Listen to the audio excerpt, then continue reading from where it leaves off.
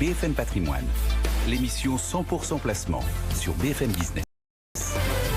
Et on accueille à présent Jean-Philippe Dubosc. Bonjour Jean-Philippe. Bonjour Cédric. Merci d'être avec nous pour toutsurmesfinances.com.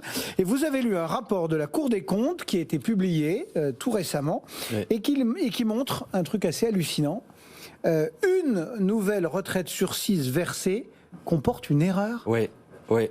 Et ça atteint même une nouvelle retraite sur 5 dans certaines caisses de retraite.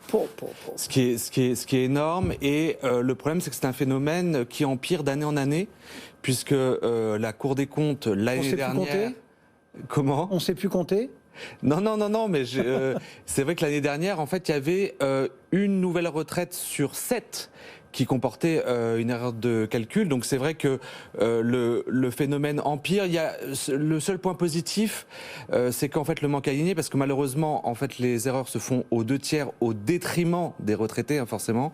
Eh bien le manque à gagner pour les retraités a un petit peu baissé.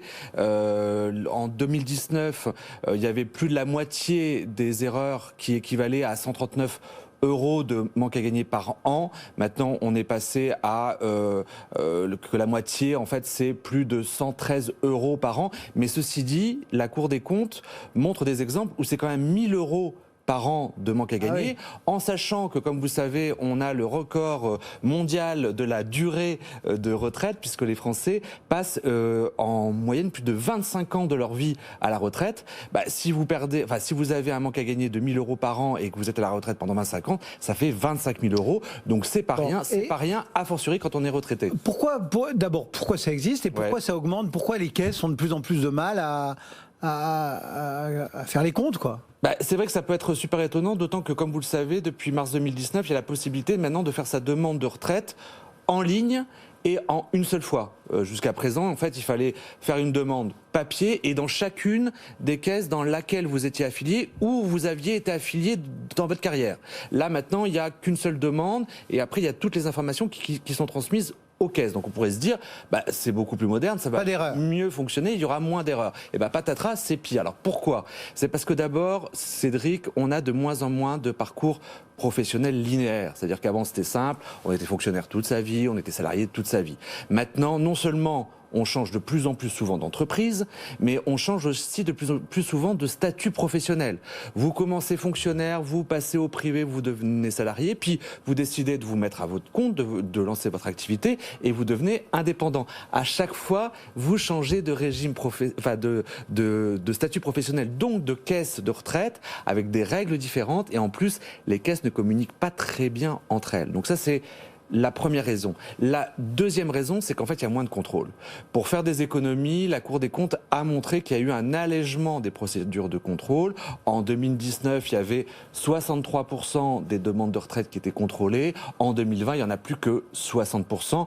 Moins de contrôle en amont, c'est plus de risque d'erreur en aval. Bon, vous l'avez vu. Enfin, vous l'avez lu, la Cour des comptes l'a vu, et les caisses, elles en sont conscientes, elles ont envie d'améliorer les choses. Elles en sont conscientes et elles ne peuvent pas rester les bras ballants parce que ça leur coûte cher. La Cour des comptes a montré que ces erreurs de calcul, ça représente 1,6 milliard € pour la CNAV, la Caisse nationale d'assurance vieillesse. Vous savez, c'est la caisse qui gère le régime de retraite de base des salariés, des indépendants et des agents publics non titularisés. Il y a plus de 80% des Français qui sont affiliés ou qui ont été affiliés à la CNAV.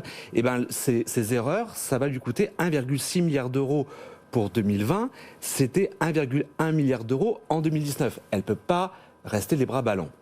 C'est pour ça que la CNAV a annoncé qu'à partir de juillet, vous allez pouvoir réactualiser votre relevé de carrière. Vous savez, c'est ce document que vous recevez à partir de 35 ans et puis tous les 5 ans, mais aussi que vous pouvez consulter sur info-retraite.fr. Donc c'est le relevé où vous avez tous vos trimestres et vous avez tous vos points de retraite complémentaires. Eh bien, le problème, c'est qu'actuellement, en fait, vous ne pouvez, si vous voyez qu'il y a une erreur ou qu'il y a un oubli, vous ne pouvez le faire rectifier qu'à partir de 55 ans et par courrier. Donc c'est quand même pas terrible. Donc l'idée, c'est qu'en fait les assurés soient davantage acteurs et puissent réactualiser au fil de l'eau, c'est-à-dire que dès que vous avez un changement professionnel ou personnel, si vous avez une expatriation, si vous avez une période de chômage, eh bien vous pourrez en fait tout de suite le signaler et le faire en ligne, et vous pourrez transmettre de manière dématérialisée les documents, les justificatifs. Et ça devrait permettre de réduire les erreurs de calcul. C'est-à-dire que plus en fait le relevé de carrière est clean, puisque c'est le document qui va servir à liquider vos droits. C'est le document de référence sur lequel s'appuient les caisses de retraite pour liquider vos droits. Moins ce document a d'erreurs, moins il y aura d'erreurs à la fin. Donc l'idée effectivement, c'est cette réactualisation au fil de l'eau. Alors la CNAV nous le promet pour juillet. Moi, selon mes informations, visiblement ils ont quelques petits retards, donc ça sera plutôt pour cet automne. Et ensuite, en fait, ils vont faire ça par tranche d'âge, c'est-à-dire que actuellement, donc vous pouvez rectifier à partir de 55 ans. Il y a des chances pour que d'abord ça soit ouvert pour les gens de 45 à 55 ans, et puis ainsi de suite, et puis on va remonter les âges un petit peu comme pour la campagne de vaccination. C'est ça, j'allais dire, exactement. On prend le même schéma. On a commencé, on va dire, par les anciens. Demandez à Guillaume Rosier, vous croyez? Voilà. Pour améliorer les choses. Jean-Philippe Dubosc qui est tout sur mes finances. Merci beaucoup. Merci. Jean-Philippe, pardon. À très bientôt, sur le plateau. Le marché parisien, 6413 points. Il grignote 0,07%.